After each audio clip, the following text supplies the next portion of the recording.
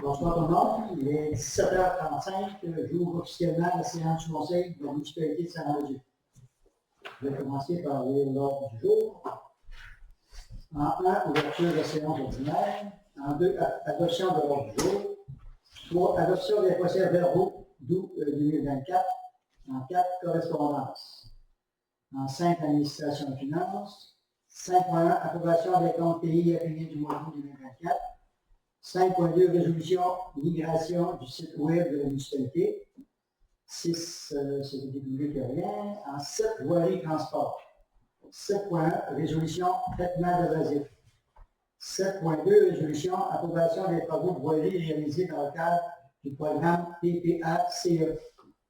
7.3, résolution présentation d'une demande d'aide financière, projet Paramage durant 8S. En 8, environnement. 8.1, résolution, acceptation des comptes progressifs numéro 6, l'élection de l'aqueduc et de l'égout fluvial, rue de la Salle et rue Gauvin-Ouest. 8.2, avis de motion et dépôt du projet de règlement numéro 471, Décata, avis de motion.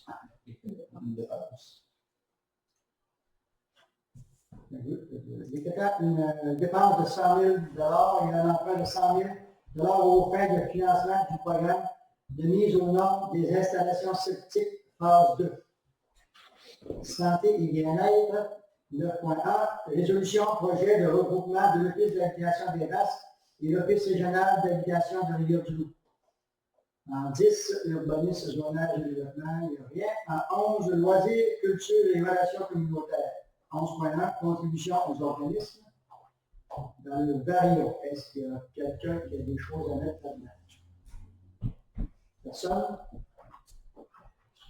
En 13, période de questions. En 14, levée de séance. L'adoption de l'ordre du jour.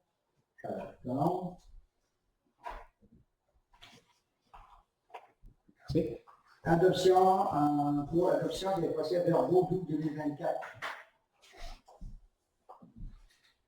Madame Annie.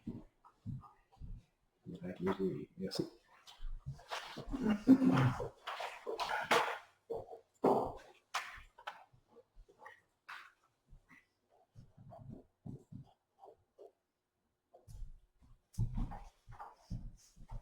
Correspondance, excusez, oui, j'arrive. J'attendais le signal, mais c'est bon. Suite des correspondances, on a eu un rapport d'inspection de la part du préventionniste en incendie de la ville de Trois-Pistoles. Concernant le garage municipal, il nous demande de poser des éclairages de sécurité à toutes les portes de sortie, toutes les portes au niveau du garage municipal. Selon ce qu'il nous donne, c'est selon le code qui est le code en incendie, en prévention incendie. Cependant, ce code-là lui réfère au Code national du bâtiment, puis après avoir vérifié, moi, avec notre firme d'ingénierie qui a travaillé au niveau du garage municipal, le Code national du bâtiment, ce qu'il nous dit, c'est que oui, ça prend ça à toutes les sorties d'urgence, mais selon un des 3 critères, il faut que la bâtisse réponde à un de ces 3 critères-là. Il faut que ce soit un bâtiment de plus de 2 étages de hauteur de bâtiment. Ce n'est pas le cas. Un bâtiment dont le nombre de personnes dépasse 150. Ce n'est pas le cas non plus. Ou une pièce ou un aire de plancher comportant un escalier de secours faisant partie d'un moyen d'évacuation exigé, ce qui n'est pas le cas non plus.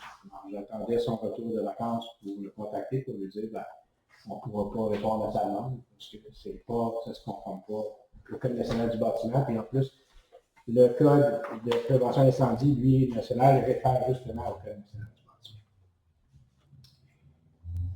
Prochaine correspondance de Mme Félicia Rioux, un bilan pour le terrain de jeu d'été 2024. Elle nous a fait part de ses commentaires sur son appréciation de son année, des choses de façon dont ça se sont déroulées. Il termine la saison quand même avec un petit montant en banque pour l'an prochain. Ça fait différent un peu. Alors, ils ont eu des bonnes activités, puis on a quand même aussi là, des bons secours d'aide à ce niveau-là. Le point de recommandation, des plus et des moins pour l'an prochain. Alors, c'est un beau dossier à regarder pour l'an prochain. C'est un beau travail qui est fait. Super.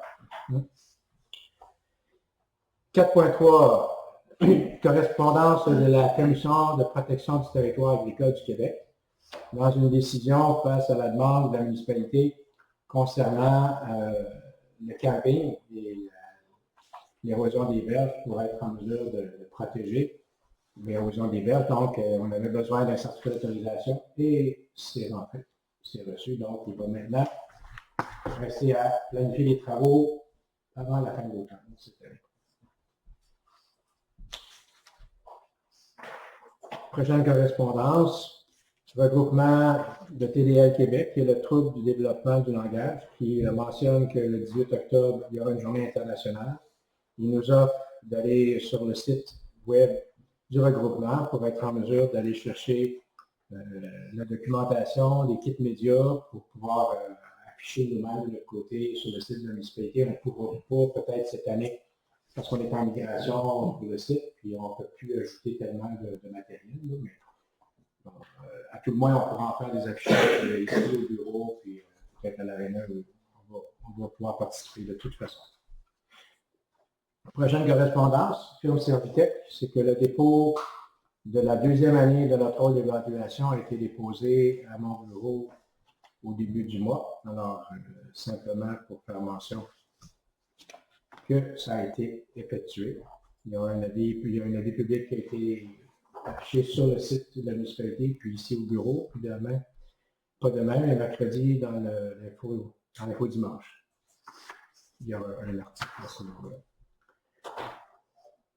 L'Office de Mme Manon Paquet, prochaine correspondance, qui travaille pour l'Office d'habitation des Basques, qui a une demande d'avoir un appui moral pour une subvention qu'ils ont faite pour s'acheter des bacs, pour installer des bacs un peu partout, là, pas un peu partout, mais je dirais que pour nous autres, ça nous touche, c'est vraiment sur la rue Gauvin, puis le 21 logements, alors sur la Douane.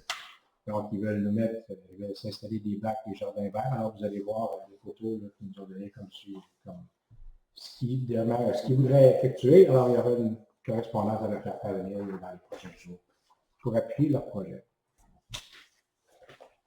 Prochaine correspondance, la grande semaine des tout-petits, qui aura lieu du 18 au 24 novembre prochain, qui est la 9e édition. Alors, il y aura une levée de drapeau à travers les villes et les municipalités du Québec. Ils nous demandent si la municipalité serait intéressée de participer. Il y aura une résolution à la prochaine séance de conseil en ce sens-là, si le conseil décide d'aller pour appuyer le projet.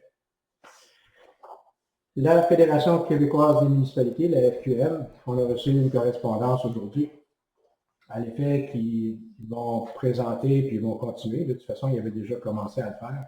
À faire une demande de révision au niveau de la contribution fédérale pour la taxe d'assises. Pour donner une idée, en 2019-2024, la dernière programmation qui a pris fin cette année, on avait un budget de 1 249 000 en retour de la taxe d'assises pour faire des travaux qui sont des travaux prioritaires au niveau aqueduc, égout, puis s'il demeure des sommes, s'il reste des sommes, ben, ça peut être investi dans les routes. Ça n'a pas été le cas. On a dépensé pas mal sur le bouclage de réseau d'aqueduc, puis le remplacement de conduite.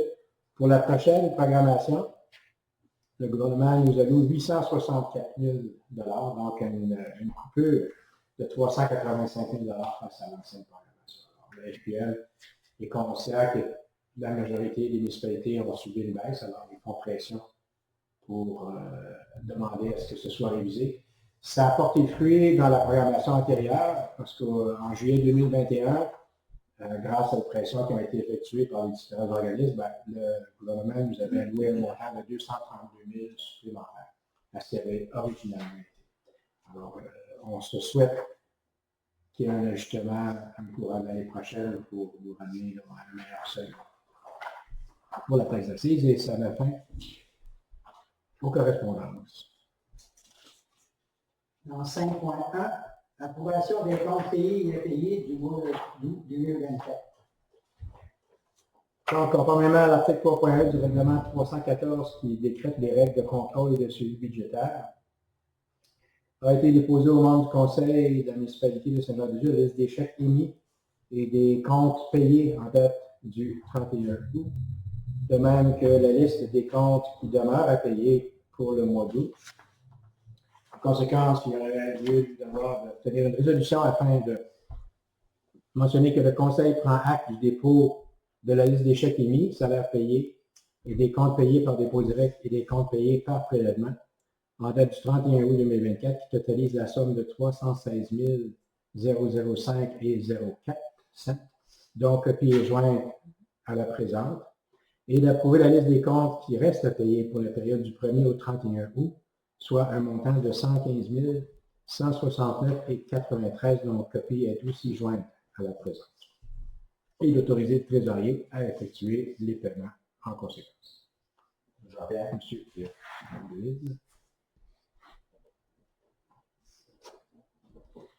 Merci. 5.2, résolution migration du site web de la municipalité. Depuis plusieurs années, depuis 2-3 ans et un peu plus même, il y a une certaine instabilité au niveau du serveur où on est hébergé pour pouvoir mettre à jour le site. Des fois, les pages se rendent, ne se rendent pas. On ne comprend pas pourquoi. On a essayé de trouver une solution, on n'en a pas trouvé. Il y a aussi, en 2018, un règlement que le gouvernement a mis en place, règlement sur les procédures d'alerte et de mobilisation, puis les moyens de secours minimaux pour protéger la sécurité des personnes et des biens en cas de sinistre. Ce règlement-là demandait aux municipalités de mettre en place un système de procédures afin d'alerter la population et d'être en mesure de mobiliser aussi les personnes désignées par la municipalité en cas de sinistre majeur ou imminent au niveau de la sécurité civile. On n'avait pas ça en place. On n'avait pas la possibilité non plus de le faire avec l'hébergement actuel. Modelium nous a approché pour une proposition, ce qu'ils appellent, eux, le portail citoyen D+. Les citoyens sur ce portail-là s'inscrivent, ont accès aussi à leur matrice, ont accès aussi à leur information au niveau du rôle. En s'inscrivant, ils peuvent choisir dans les différents départements les alertes qu'ils veulent recevoir. Parce que c'est par citoyen, quelqu'un, moi de mon côté, je suis dans les rangs, je n'ai pas nécessairement besoin de savoir que de telle journée à telle journée, de telle heure à telle heure, il y aura peut-être une coupure d'eau potable ou qu'il y aura besoin, au lieu de faire bouillir l'eau. De la même façon, les gens n'ont peut-être pas besoin de savoir que dans le rang où je demeure, qu'il va y avoir des travaux importants et que le chemin serait barré. À ce moment-là, ils vont s'inscrire selon leurs priorités, peuvent recevoir selon leur désir aussi, soit de recevoir l'avis par message texte, par courriel, par téléphone. Ils vont choisir le moyen qu'ils veulent pour pouvoir recevoir les informations. C'est sûr que ça outrepasse leur demande, leur choix concernant la sécurité civile. On s'entend que s'il y a une urgence importante, ils vont être avisés même s'ils ne l'ont pas choisi, parce que c'est même pas un choix, ils n'ont même pas à le choisir, c'est automatique. Non seulement ça, mais les gens sont en mesure, lorsqu'ils vont accéder au site, s'ils remarquent qu'il y a quelque chose, ils ont une plainte à faire, ou ils vont remarquer qu'il y a peut-être une pancarte qui est tombée, ou il y a un trou d'homme, ou pas un trou d'homme, mais qu'il y a peut-être un nid de poule en quelque part important, ils peuvent le reporter sur le site. Nous, on reçoit une alerte transférée au chef de service. Ensuite, on a un suivi qui se fait par l'entremise de ce service-là pour voir le temps que ça a pris, le délai, et si le travail a été effectué, le remplacement ou la réparation. Alors, c'est un projet intéressant. On le voit, les citoyens sont en mesure de participer eux-mêmes dans un certain mode de discussion aussi. Alors, il y a beaucoup d'informations qui pourraient être transmises aux citoyens en temps réel. C'est ce qui est important dans cette plateforme-là. Alors, la proposition qu'ils nous font, c'est de pouvoir, si on prend un engagement de 5 ans, la tarification léger pour 5 ans et mieux, même on a un rabais de 10 pour chaque année. Alors, la résolution serait pour autoriser le directeur général à signer au nom de la municipalité les documents concernant l'offre en prenant un engagement d'une durée de 5 ans pour pouvoir profiter justement et du gel et de la réduction. Monsieur Gaston. Merci. En 7.1, résolution, traitement d'abrasif.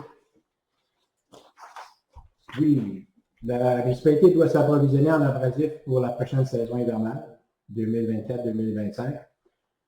Il y a un procédé qui existe qui consiste à utiliser un déclasseur liquide qui est mélangé au puits abrasif, donc au sable puis aux pierres, au matériel.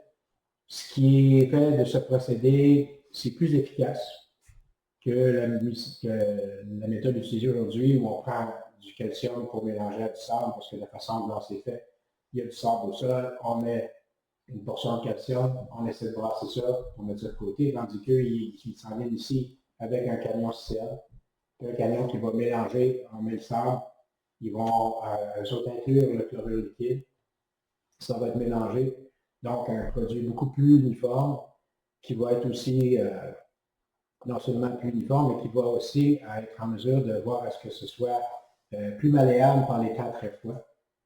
Donc, moins gélif aussi. Donc, on pourrait en profiter. Ce qu'on sait de certaines municipalités qui ont déjà utilisé ce service-là, ce moyen-là, je veux dire, ce nouveau service, ben, il y a eu des économies qui ont été faites. C'est sûr que le coût est plus élevé que d'incorporer du calcium au niveau du sable, mais il y a une économie en bout de ligne qui peut être efficace. Puis non seulement ça, mais l'efficacité et la sécurité des gens va être améliorée définitivement selon en tout cas, les informations qu'on a reçues. Alors, la proposition de l'aménagement à la montagne est à cet effet-là qu'il viendrait faire notre mélange de calcium. Alors, c'est pour autoriser le directeur général à signer le document. En conséquence, oui, Mme Amélie.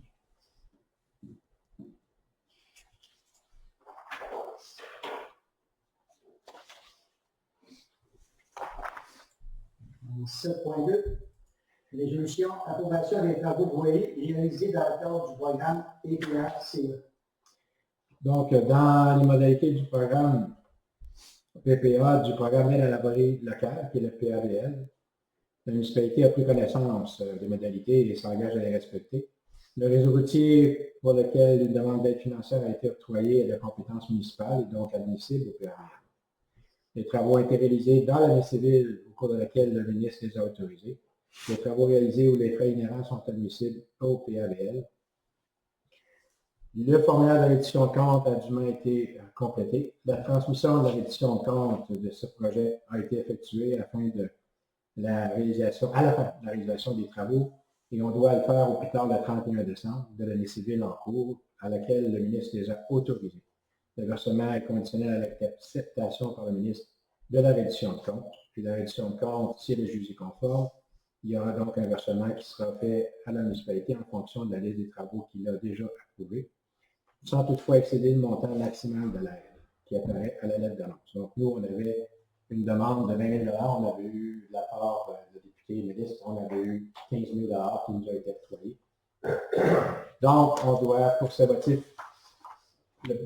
une résolution à l'effet que le conseil municipal approuve les dépenses d'un montant de 66 890 $ relativement aux travaux d'amélioration réalisés et aux frais inhérents admissibles mentionnés au formulaire V-321, conformément aux exigences du ministère des Transports du Québec, tout en reconnaissant qu'en cas de non-respect de celle-ci, l'aide financière sera résiliée. Voilà. C'était comme...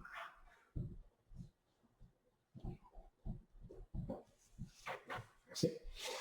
7.3, résolution, présentation d'une demande d'aide financière, projet Pavage durant 8S. Oui, donc le programme d'aide à la volée locale, le PAVL, qui vise à assister les municipalités dans la planification, amélioration et maintien des infrastructures du réseau routier dont elle a la responsabilité. Le programme de création du PAVL, notamment dans le volet soutien, qui est un volet différent de la résolution qu'on a eue tantôt, c'est un autre volet. Dans le volet soutien qui est concerné par la présente demande d'aide financière qui sera soumise dans le cadre de ce programme, nous nous engageons à le respecter, que les interventions visées à la demande d'aide financière concernent des routes sur l'autorité municipale et des travaux admissibles à l'aide financière. Alors, seuls les travaux réalisés après la date figurant sur la lettre d'annonce sont admissibles à l'aide financière. Le bénéficiaire de l'aide financière doit faire réaliser les travaux dans les 12 mois suivant la lettre d'annonce et qu'il a pris connaissance des restrictions d'accès au programme prévues à la section 1.10 des modalités.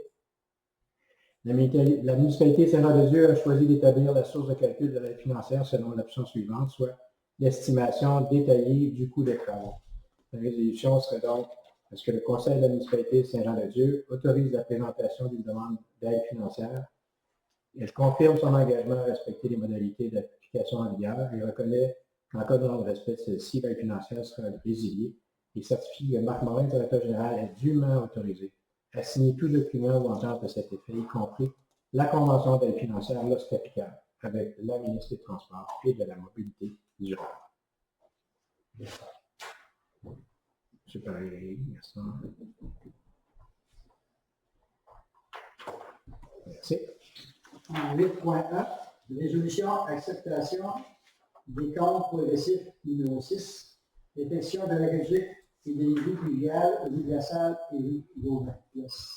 Oui, donc ce sont des travaux qui ont été octroyés à la firme d'excavation Léon Chouinard et Fils pour la réfection d'aqueduc d'égouts pluviales de la rue de la Salle et Gauvin-Ouest.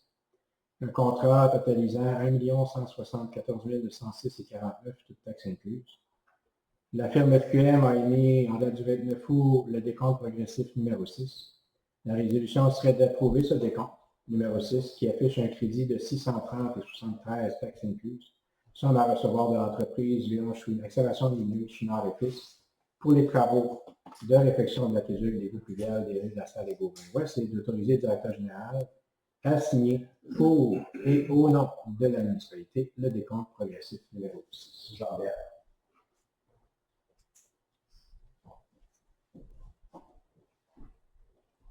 Merci. 8.2, avis de motion et dépôt du projet de règlement numéro 471, décrétant une dépense de 100 000 et un emprunt de 100 000 au fin du financement du programme de mise aux normes des installations septiques. Phase 2. Oui, donc, vu la popularité du programme, on a eu des demandes qui ont excédé peut-être nos attentes. Alors, on a besoin d'un règlement supplémentaire maintenant pour être en mesure de pouvoir autoriser 5 nouvelles installations septiques qui pourraient être mises, qui pourraient être conformes. Le règlement d'emprunt est payé par ces gens. C'est un financement que la municipalité a. Alors, on a besoin d'une avis de motion pour déposer. Oui, Madame Annie. Merci. En 9.1, résolution projet de recouvrement de l'Office d'habitation des Basses et l'Office régional d'habitation de Rivière-du-Loup. Oui, donc, l'Office d'habitation des Basques et l'Office régional d'habitation de Rivière-du-Loup ont présenté aux conseils municipaux, tant de la ville de Saint-Antonin, la paroisse de Saint-Arsène, la municipalité de Saint-Clément, la municipalité de Saint-Cyprien, la municipalité de Saint-Épiphale, la municipalité de Saint-Hubert de Rivière-du-Loup et de la municipalité de Saint-Jean-de-Dieu, de même que la municipalité de Saint-Mathieu-de-Rio, de la ville de Rivière-du-Loup et de la ville de Trois-Pistoles. Ils ont fait part de leur intention commune de se regrouper. Le nouvel office à être constitué par ce regroupement succédera à l'Office d'habitation des Basques et à l'Office régional d'habitation de Rivière-du-Loup, lesquels seront éteints. Donc, ce nouvel office deviendra l'agent de la ville de Saint-Antonin, de la paroisse de Saint-Arsène, de la municipalité de Saint-Clément, de la municipalité de Saint-Cyprien, de la municipalité de Saint-Épiphane, de la municipalité de Saint-Hubert de Rivière-du-Loup, de la municipalité de Saint-Jean-de-Dieu, de la municipalité de Saint-Mathieu-de-Rio, de la ville de Rivière-du-Loup et de la ville de Trois-Pistoles. Donc, il y a lieu pour la municipalité de Saint-Jean-de-Dieu d'émettre une recommandation favorable à ce regroupement. Alors, la résolution serait afin que le Conseil recommande favorablement le groupement de l'Office d'habitation des Basques et de l'Office régional d'habitation de Rivière-du-Loup. Madame Colombe, merci. Ça vous prendrait un appui. Merci.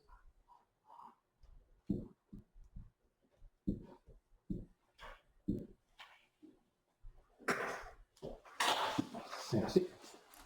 En 11.1, contribution aux organismes. Alors, dans les demandes reçues qui ont été retenues, il y a la proposition, la demande de Scout de la Bois-Bouscache de Saint-Jean-de-Dieu qui demandait au conseil municipal, il faisait mention du fait qu'il remettait sur pied le Scout de la Bois-Bouscache de Saint-Jean-de-Dieu Cependant, il y a des circonstances incontrôlables. Ils vont perdre le local qu'ils ont présentement au sous-sol de l'église au mois de juin l'an prochain, dû aux travaux. Alors, ils seront en obligation de se relocaliser pour une période d'1 an. Par le fait même, ils aimeraient emprunter le local de l'ancienne bibliothèque, ici au sous-sol, pour du bureau municipal ou un autre local qui serait potentiellement disponible pour les scouts. Le groupe assumerait les coûts concernant les assurances nécessaires. Alors, ce serait tous les jeudis soirs, de 18h30 jusqu'à 19h30, une heure par semaine.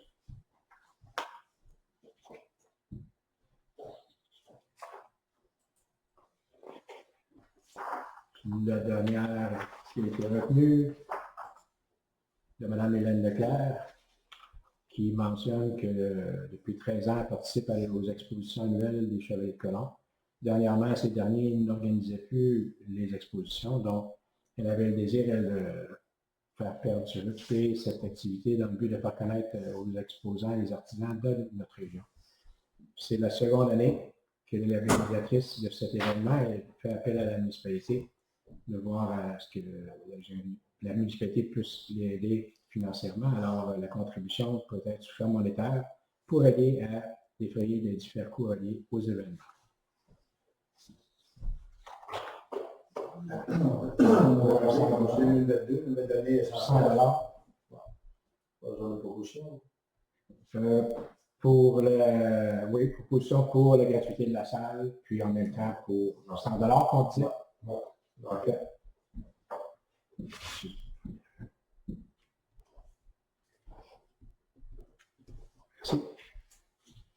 Période de questions.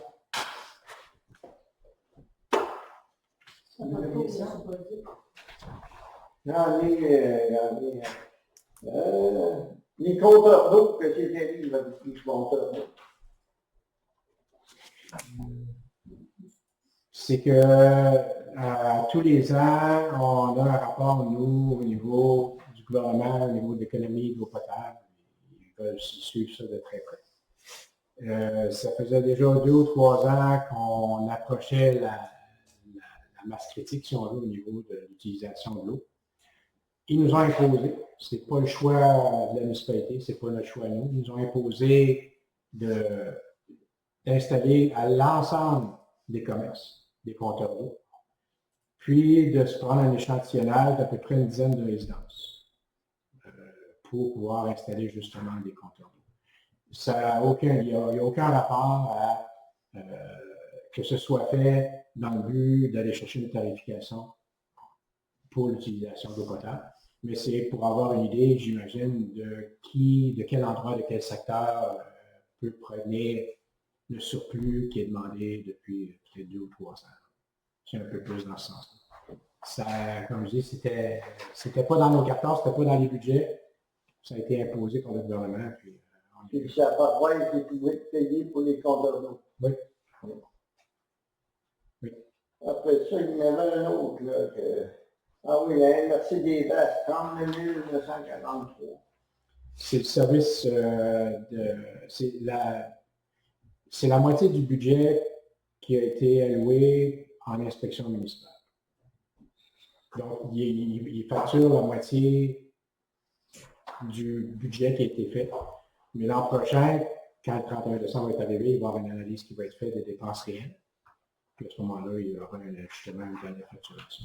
Il y en a un autre, là, pour l'hôtel qu'ils veulent faire à Trois-Pistoles, j'espère que Saint-Jean n'embarquera pas dans le bal pour faire les 75 chambres qu'ils veulent faire. 70. 70, un petit peu moins faire.